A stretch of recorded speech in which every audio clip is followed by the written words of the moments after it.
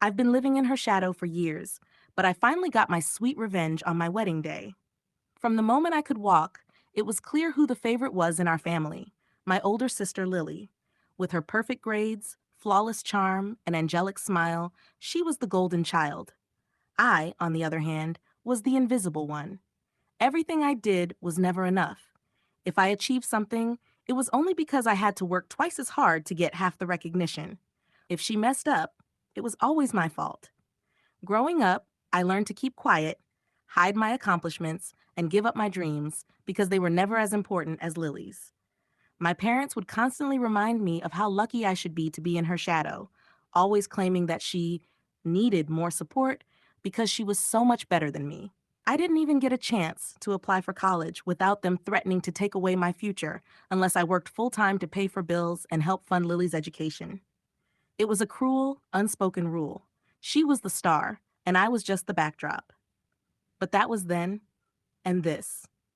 This was my moment.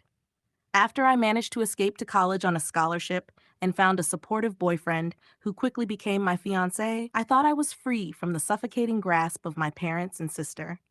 My new life was full of possibilities, and for the first time, I felt truly loved for who I was, not for who I wasn't compared to Lily. When we decided to get married, I wanted it to be in my hometown, the place where I grew up, where I thought I could find some closure. But of course, Lily had to make her presence known. My parents demanded that she walk down the aisle first, in her own wedding dress, since she was the older, more mature one. They argued it was only fair. My husband, a man who loved drama as much as I loved freedom, played along. He pretended to agree to their demands, all while secretly helping me plan the best wedding imaginable. On the big day, everything went according to plan. Lily showed up, as expected, ready to take the spotlight. But what she didn't expect was the hired security at the door, who blocked her from entering the venue. The confusion on her face was priceless as my parents begged for her to be let in. "She's the bride's sister," they pleaded. But the security didn't care. They had their orders. The guests, many of whom had witnessed my family's toxic dynamics, watched in shock as the scene unfolded. My parents were humiliated, and the truth about their favoritism became public. They tried to shift the blame, but there was no escaping the mess they had made. My husband and I exchanged smiles, basking in the sweet taste of justice.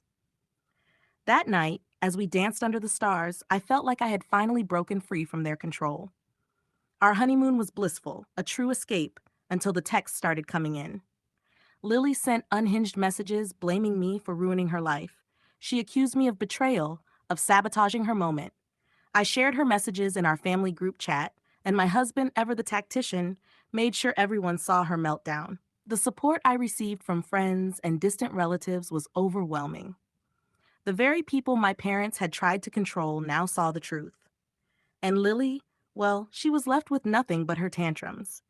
The thing is, no matter how much I wanted to change my family, I knew it wasn't possible. They would never stop trying to manipulate and control me, but I didn't have to let them anymore. I was free, and nothing they did could take away the happiness I had built with the man I loved.